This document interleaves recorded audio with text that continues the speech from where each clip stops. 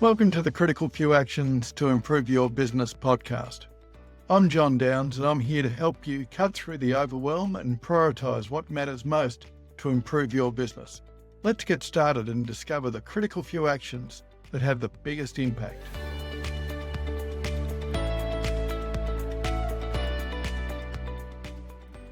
Welcome to the Critical Few Actions to Improve Your Business podcast.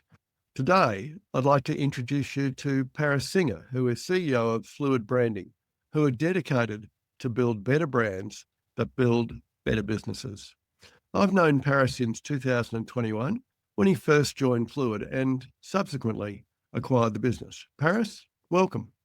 John, good to see you. Thank you. I'm looking forward to the chat. So Paris, you've had quite the entrepreneurial journey. Tell me about your first startup and how did that set you on the path towards where you are today, running a branding business for some of Australia's best known brands? Yeah, it's interesting. I don't think it has an interesting start, but yes, I guess in some people's eyes it is. I've actually been entrepreneurial in having two businesses before I was 30. One in the space that I'm still playing in now, which is obviously in branding and creative execution. And another one where I was part of a team that built a online media portal back in the late 90s. Both were fantastic experiences. I started at my first business at the age of 22, 23 called Procreation. It was probably more out of necessity than it was through design, early 90s recession, etc. I couldn't get a job in the industry that I had known for quite some time and I wanted to get into. Got a loan from my parents to buy some computers, went into business with a mate. And my mum and dad said at the time, well, we'll never see that money again, kiss that goodbye. We managed to win a serious piece of business as our first client, which was Crown Casino back in the day, which was Wow. Paid my parents back off in 6 weeks. Couldn't believe it. I had that business for about 6 or 7 years. And then eventually that dissolved through time and wanting to look at other things and other opportunities. One of those opportunities was an online media portal trading business called Excess Media, which started as a business plan. We managed to successfully get some venture capital of some serious US funding, built a website that was well before its time. You look back at it today and you go, my God, what a crazy endeavor it was. But again, it was the experience. Learned a lot of things, good, bad, and otherwise. And yeah, but look, both have always been, I've always had an interest. I always knew that I was going to be working in the creative fields, in marketing, even in secondary school, but always with a commercial lens, I should say. I've always had a thing for numbers. I've always enjoyed that side of business, but I've always had more of a leaning towards that creative endeavor. So finding that right mix, that right balance was something that I always strive to do. Brilliant. And in both those startup businesses, what would be the top 3 learnings as you now look back on that experience? I'd say not all revenue is good revenue. Yeah. That's something I think of quite often back in the day. You know, you were chasing business. Any business was business worth having, right? Yeah. Money in was good to have, but I've learnt lessons since and in that time that, yeah, maybe that's not necessarily the right way to go. Business develop is obviously not optional. It is all day, every day. It's great to have money coming in, projects coming in, work coming in, clients coming in, etc. But if you're focused more on service and delivery and not on where feeding the pipeline, you're going to eventually run into some trouble. And look, I suppose the third would be really clear on what it is that you're doing. Yeah. And what service you're offering. Make sure you've got value a add. predefined understanding. I've learned that the hard way because I wasn't doing that at the time. I know well and truly I was here, there and everywhere. But I think being clear, knowing what is your why, how you go about it, etc., what your client or potential client, what it is that they're actually looking for, what needs they need serviced, being able to deliver on that successfully, earning that trust, repeat business, etc. Yeah. You know, it's interesting as you were talking about both those businesses, it reminded me of last week I was presenting to entrepreneurial students at Swinburne University. one of the questions that I was asked in a panel discussion was about, what would you say is one of the most important things when you're starting a startup? And my response there was find a paying client. Yeah, it's a good start. Whilst that sort of sounds sort of pretty obvious from a revenue perspective, it's probably even more important from the point of view of until you've got someone who's prepared to pay something, no matter how much or how little it is, you can't actually test your idea with a paying customer. If you get friends to talk to about it, they're going to say, oh, yeah, it's fantastic, or it's crap, but they'll probably be encouraging. And that's actually sometimes the worst thing that they could possibly do. You get yourself a paying client, like, I don't know, Crown, if you're going to start off small, shoot the lights out, well done. There's nothing like having a paying client to give you far more value than the revenue that they give you, but actually to give you the real customer feedback on what the hell is the value that you're providing? What distinguishes you? Why are you even important to them? Why is it worth it?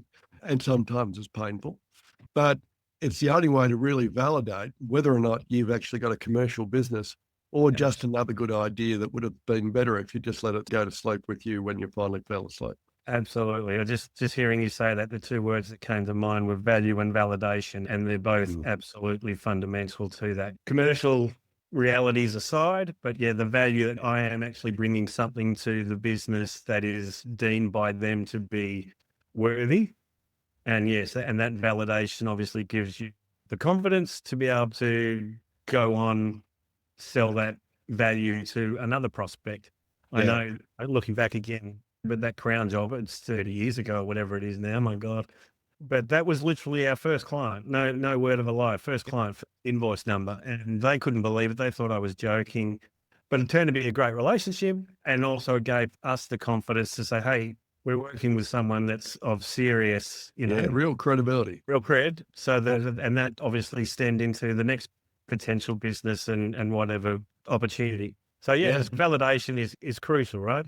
And Absolutely. you're always changing and adjusting to suit, but an incredibly important part of running a business. Absolutely. Yeah. And also it gets your product to market, whereas I've seen so many startups polish their turd for 12 months, 2 years, 3 months, 4 years. It never gets to market. It might have been a great idea, but actually somebody has got there faster than they have and actually has taken the marketplace. I love them. What were the major milestones that brought you to Fluid, and how did that help prepare you for acquiring the business? Oh, look, so most of the 2010s and beyond, so most of the 2000s, I did a lot of work with a lot of brand agencies. I then spent most of the 2010s doing predominantly consultative work. What brought me to Fluid was, to be fair, I was looking for a bit more security, a bit more consistency, a bit more opportunity to bring all the things together that I'd learned into a place that was like, okay, what can I do with all of my experience, etc. Yeah. Fluid at the time been around since 2001. I knew the original founding partners, Mike and Cliff. They were both down in Torquay. The Melbourne side of the business was obviously doing a lot of the heavy lifting. They needed someone in Melbourne on the ground helping them out with that.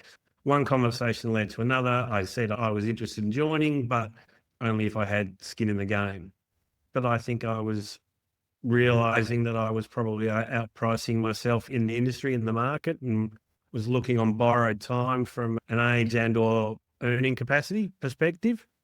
So I spoke to them about buying in as a equal third partner. Long negotiation, long valuation, long discussions, all in the right spirit. Eventually came around to an agreement. What I saw in Fluid as a business was a business that had endurance, obviously being around for 18 to 19 years by that time. Good team, good credibility, good case studies, good client list, all things that ticked all the boxes. But I also saw there was an opportunity to maybe elevate that offering in a more strategic way, which is what we've probably been focusing on as a business for maybe the last 4 or 5 years, I would say now, is just saying, hey, listen, execution and creativity are obviously a big part of what we do from an output point of view, but that's not going to be enough in this day and age to keep delivering at those sort of commercial prices, the commercial realities of the business and the industry that we're in. It's all, at the moment, execution is a bit of a race to the bottom. Having that higher level strategic thinking, getting a brand strategy to be more aligned with the business strategy is fundamental. And that's where we've really taken a bit of a shift in the business in more recent times. And I guess, what that really takes into account is the fact that AI is now having a massive impact on the cost of execution and the speed of execution and, frankly, everybody else's ability to execute. Right. It's the repeat of the iPhone. Let's face it, when the iPhone came out and had a decent camera, all of a sudden everyone became a photographer. Yeah. And wedding photographers struggled from then onwards. As you say, the cost of execution is dropping, but that, I don't think, is affecting the value of the brand strategy and the brand strategists. No, I totally would agree. Yeah, look, that thinking and being a partner to our clients is really important. So, getting inside their business, understanding their problems, their challenges, their competitors, all of that work, fundamental, earning their trust. I think it's one of the biggest things in the business is that we are incredibly fortunate to be exposed to an array of clients across an array of sectors. We're not a specialist agency, whether that's government, corporate, SMEs, etc. And having the trust that we've earned over time by consistently displaying an understanding of their trials, their tribulations, their opportunities is a really key part of it. So, it's not just saying, hey, we need X and we deliver it and goodbye. We're really keen to get in bed, so to speak, with our clients and be in for the long term. And, we're fortunate that we have many clients that we've had for many, many years because of that. Trust it's a privilege that is earned. Oh, absolutely. And a lot of people say, oh, yes, I'm a trusted advisor. I'm not sure that people really understand what that means. They quite often say, well, I've been working for them for a long time, so they trust me. One of the privileges of being trusted is that you're working with very bright people in your clients. The people who are driving brands or who are driving strategies in large corporates or in government, they're no dumb bunnies. The reality is they've earned their way to there. But when you've got trust with them, you actually earn the right and the responsibility to challenge them. Yes. And to actually say, yeah, look, I think you're heading in the right direction. That's what you want to do, but I'm not sure that that's going to get you there. Let's look at it 2 or 3 different ways. And that's where the wisdom of John and Paris comes. Anybody can walk in as a yes person and just say, oh, yes, that's a great idea, and I'll go off and do it. But most importantly, our responsibility is to share the wisdom of learned and lived experience with many, many different clients and say, hang on a tick, I'm not sure I actually agree with that, and be prepared to be uncomfortable. Absolutely. Yeah. There's nothing wrong with being uncomfortable, right? It's just a conversation or an opinion, or an idea. We always say brand strategy is as much about what you don't do as what it is, what you do, right? So having all options on the table is okay, but you can't do it all, whether that's from budget, whether that's resource, whatever priorities, etc. But competitors, what are they doing? It's all of those things, but you've got to be able to say, hey, what about this? Is that relevant? Is that important to you? Does that fit in with your business strategy? Are you looking to scale? Are you looking to other categories? It's a huge part of what we do is that thinking from a bit like the relationship you and I have. You're an independent advisor, and that's something that I value greatly. And it's the same sort of thing, but we have great insight, great depth, great exposure to business leaders of all levels. Invite us into their boardroom, invite us into their office, share with us incredibly valuable, sophisticated information. And as you said, that trust has to be earned, but it's like, what do we do with that information to help them deliver on what they want to achieve, whatever that might be? And yes, everything from our point of view has a creative execution. There's an expression of that strategy, and that's not to dismiss or dilute it in any way. It's incredibly important, obviously, but it comes from a strategic point of view, and that's what's really key. It's not just creating something for the sake of. That's an interesting point, Paris, because I think there's been a shift over the last 20 years from a brand just being a thing that is used for advertising and promotion and so on, Yep. Whereas now it's earned its right and its place in the boardroom and in the business strategy and the corporate strategy going forward. How have you Yep. found that change over the last decade? It's massive. I mean, again, for me, going back to the early days of my career, I was a creative. I was someone that was keen to sit on a computer and worry about topography and visuals and photography and illustration and all those things just because you could, and That was creating cool. was something I like. But, as I alluded to, I also had a flair or an acumen for business. So in that career, there's clearly been a huge shift in, okay, show me the thinking. Well, I need an ROI. Why am I going to invest in this, whatever it might be? So brand strategy has obviously evolved a lot in that time. We've got a lot smarter. We've got a lot more insights. We've got a lot more research at our disposal to be able to put things into context that actually have some real understanding, as you mentioned, at that C-suite level, being able to speak on a business sort of language with them to say, there's going to be short-term pain for long-term gain, for example. There's brand strategy that takes years and takes discipline versus short-term sales activation sort of work. The two go hand in hand.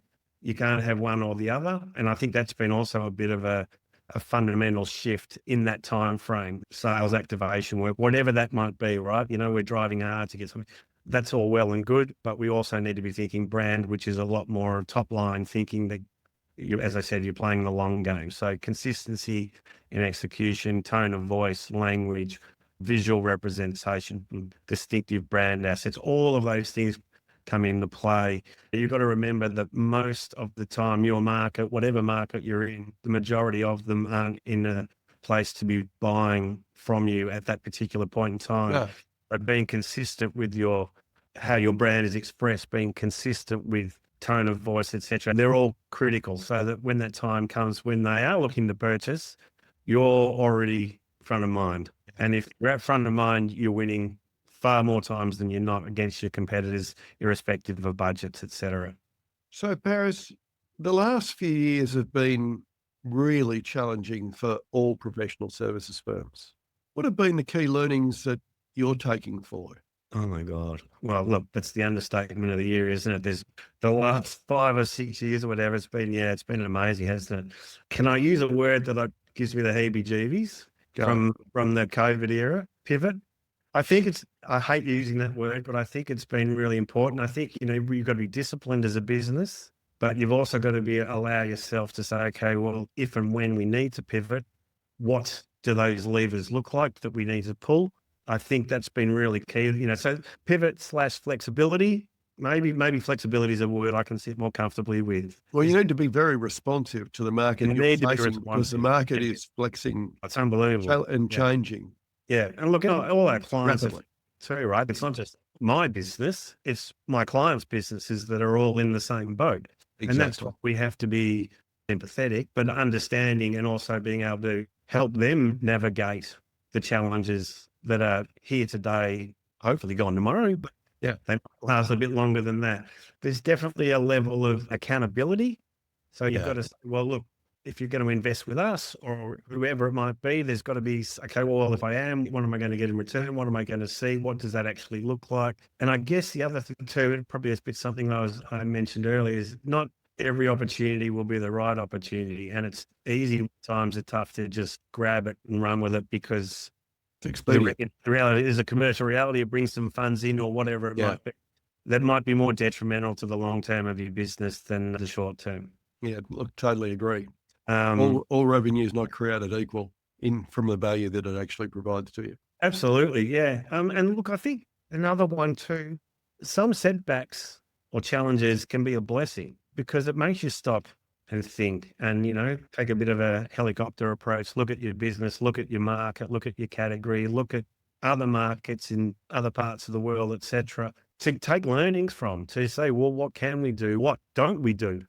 And I think that's really important too. So being open-minded, being flexible, understanding that you are a middleman to someone else and you need to be able to demonstrate a level of flex in challenging times. I hope they end. No, they won't. But they won't. It's the only thing that's guaranteed. Yeah, I know, right? Yeah. And I guess factors and challenging times, the new one. I come back to a dear friend of mine who was my swimming coach many years ago when she was trying to help me swim in a straight line, and with a degree of panache, a word that's not often used to describe me in a swimming pool. But she said, if you're changing something and it doesn't feel uncomfortable, then you actually haven't changed Haven't anything at all. changed the thing. Yeah, right. And Yep. these are turbulent times. We've got them on many different dimensions, and they've been going on for nearly half a decade now.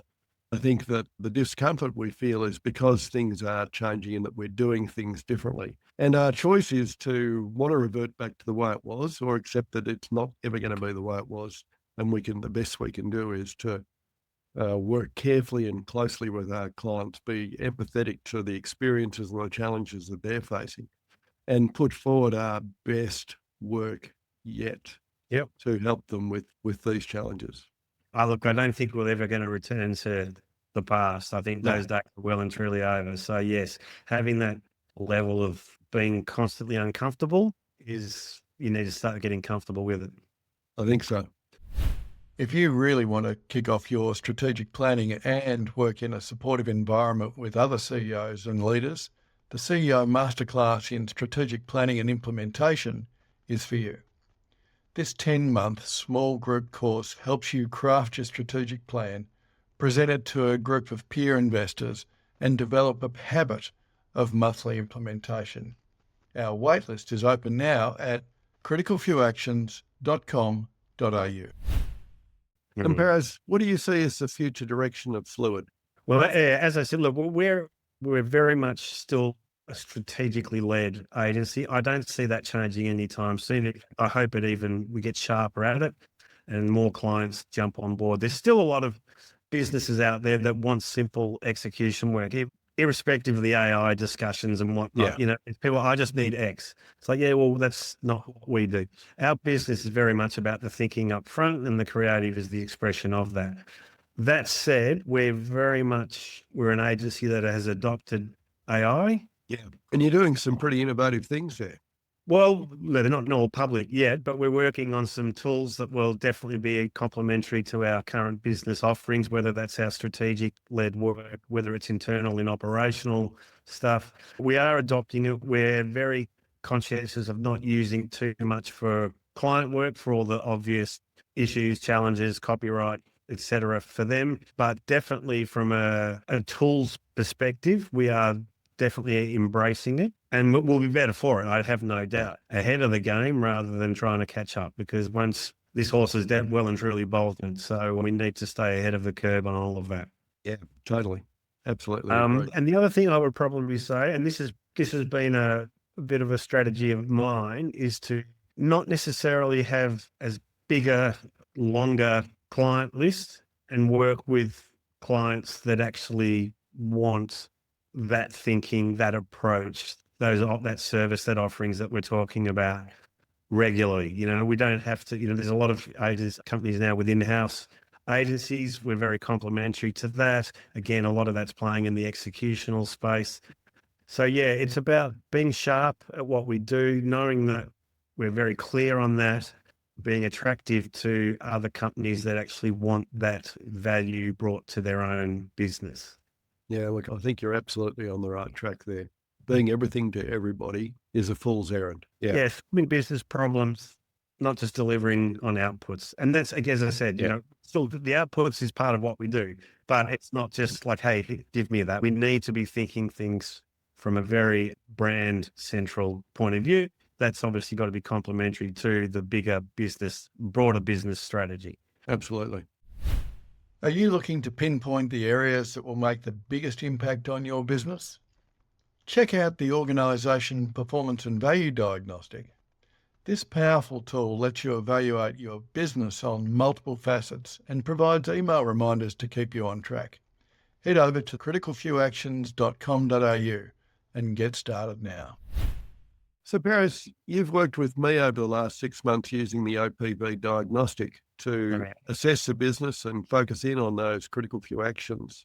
Yep. If you did nothing else, would move the needle. How have you found our mentoring discussions, and how did the OPV help you? I've enjoyed it immensely, to be fair. For me personally, I reached out to you because I was seeking another point of view, an independent, someone that I felt I had a good rapport with, but also looking at what I needed to do in order to maintain the business at the level that I want to keep it at. You've helped me by prioritizing, or it's not doing everything, not trying to do everything, focus on the 3 or 4 things that are important to the business in the short term, the here and the today, but also looking at what needs to be part of the focus and the discussions for the longer term. I've really enjoyed that level of independence. You don't beat around the bush. I think that's a really important part of it. We're all too busy. We haven't got time to be speaking with yes people or anything like that. We want people to just say, hey, make me accountable, give me a direction and a path that is, suitable for me and my own needs and my own objectives. And yeah, look, as I said, very much valued, particularly the deprioritization. We're only a small, nimble business, and I'm one of a few that wear many hats. And sometimes you get caught up in the weeds, as they say, and you need to just take that step back. And yes, reaching out to you is definitely a worthwhile investment in time and money. And so far, I've enjoyed it immensely, and I'm a believer in it, and look forward to the next 6 months to see what we can deliver in that time frame as well, and solidify some of the things that we've agreed upon. I think one of the things that I would say that you've done as part of that process really well is, despite the fact that you're in a small, agile, nimble business and you are wearing multiple hats, you've had the discipline, the self-discipline to actually carve time out from business as usual to look at the strategic and the important, and really worked at that and held Yep. yourself accountable to that, Yes. and I think that's that 5X's the Mm. outcomes that you get from that, because you're independently working at that process all the way through. It's not just, okay, I'm seeing John tomorrow. Yeah, I've got to yeah, get some yeah. stuff done. No, no, no. No, well, I've So I got certainly applaud you my for that. weekly calendar, just, an hour here, an hour there, just to keep things up to speed, make it part of my discipline of my week or my month, put in some reporting documents in play that, you update figures just to track progress or otherwise of where things, Yeah. because it's important to be able to have a good view of where the business is at any particular point in time. Yeah. So you can make decisions accordingly. Yeah. So Yeah. if you were now going back in time and talking to your younger self, just starting out, what advice would you give young Paris? Oh my God. Well, given the state of play we're in, maybe buy oil and crypto and gold and silver and just sit back and relax. Tell yourself, you won't believe what's about to Yeah, happen no, next. yeah, this is going to happen. It's going to be great. It's going to be awesome. Be a bit more focused. Again, I know I appreciate how hard that actually is, particularly when you're young and you're naive and you're green and you're stupid. But again, having a clear path, I think, is really important. Doesn't mean you have to stick to it 100%. Yes, you're going to have to veer, but having an understanding, what are you doing? What are you offering? What is your service? Why is it different? Why is it better? Why is it worse than anyone else around doing something similar? Don't just take the opportunities because they're there. And I think I've mentioned already, really hard. That's very difficult to do. Yes. You look at any opportunity and you think, I'm just going to grab that and run with it. But it's okay to say no or hold yourself back from taking that. Back yourself, obviously, that goes without saying. You've got to have some confidence and belief in yourself and your team. That's crucial. Ask more questions. Absolutely. Ask more questions. I think that's key. And yeah, look, I use this saying a bit. Don't get caught up in the smoke and mirrors. There's a lot of BS out there. There's a lot of people out there that are winging it, just like we all are to a certain degree, right? But having that discipline and that approach, and as I said, that path, and having a clear vision of what that looks like, not necessarily today, not necessarily tomorrow, but down the track, is really important. Yeah, look, I think that's really insightful. And I guess probably the only things that I would add to that, Paris, is particularly with our younger selves, trying to get a grip on what are your values, what are your personal values, and what's your personal why? What are you here to actually, what are you on the planet for? I think as you become a more experienced professional, those things become so much more important to you than when you're a 20-something-year-old and you're having a crack at everything. Yeah. It's your values and your why that really help define you. Well, they do define you. And that's part of the package that any client is buying into. They're not Yeah. just buying into the wisdom of I've done this in this sector for 20 years. It's actually who's the person behind the person Yeah. and what do Yeah. they bring to the party. One thing I have learned definitely in my time is treat people well. You treat people well, they'll treat you well. And obviously the reverse to that is that comes back down to, as you said, your values and your trust, etc. But when you've got good people, you're working with good people, whether that's within your four walls or with the clients that you deal with on a daily basis, when it's all working and it's done with that level of transparency and we're all just trying to do the best we can and we all want to win, obviously, but winning is different for different people, and understanding that, working with them on that is really, as far as I'm concerned, is the foundation to everything. I think, we're in the people business, and if you've got the right people with you as part of your team, you can do a lot. There's division or whatever you want to call it, then that's when there are issues and challenges and time and energy that doesn't need to be spent, needs to be spent to address them. And it's much better to just avoid them altogether if you can. Totally. Yeah. Totally. And finally, Paris, if a CEO is looking to develop their business, based on your experiences, what critical few actions should they start tomorrow if they did nothing else? As I've alluded to, I think it's having a clear proposition, understanding what it is you're offering, your why, your how, etc., particularly in the context of your marketplace. I think that's obviously critical. Again, building a great team bit by bit, not sort of just throwing it all out there. Don't try to do everything. Just share the responsibility and the task, allow others to step up and hit their own home runs. Yeah, look, I keep going back to that whole trust and being relevant again. It's really key, right? Don't be in a rush too, I think. Rome wasn't built in a day, so you're going to have to keep taking small steps along that path, and that's really important. Well, that's where that consistency comes in, Yeah. which is continuing to walk forward. From a business development point of view, again, I think that's really important to find a rhythm to that. I think that, as we're always caught up in delivery and whatever it is we're doing, but like that's got to be a constant part of your every day, every week, every month, whatever it might be. It's a continual. It doesn't matter what game you're in. Yeah.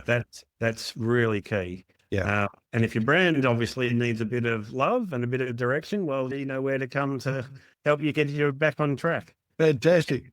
Well, on that basis, now Paris has provided us with a Building Better Brands checklist that you can use to test whether your brand is fit for business, as well as some insights on what strong brands actually do for your business and some other resources. So don't forget to grab them from the show notes attached to this episode.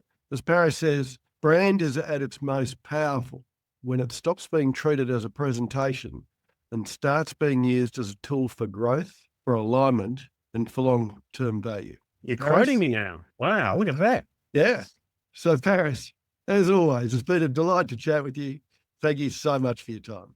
I appreciate it, John. It's good chat as always. Take care. Thank you. Cheers. Thanks for listening to the Critical Few Actions podcast. Don't forget to subscribe and grab the downloadables from the show notes. And if you found this episode helpful, I'd really appreciate it if you share it with your peers and your team. Stay focused and take action. The Critical Few Actions podcast, including show notes and links, provides general information only and is not individualised business advice, nor can it be relied upon as such. You must take responsibility for your own advice, decisions, and actions.